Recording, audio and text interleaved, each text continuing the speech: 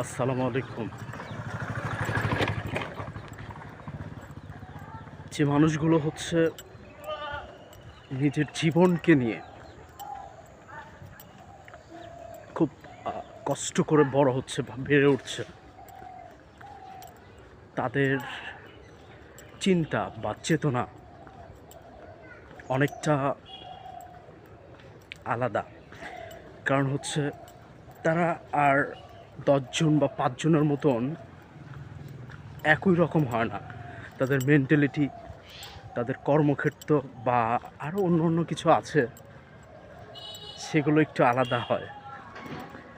But এই ক্ষেত্রে আমি যেটা বলছিলাম আরকি, যে মানুষের চেতনা বা চিন্তা বা যা ভাবনা, এগুলো যদি আসলে সবার সাথে মিলে যায় তাহলে তো মানুষ হবে না।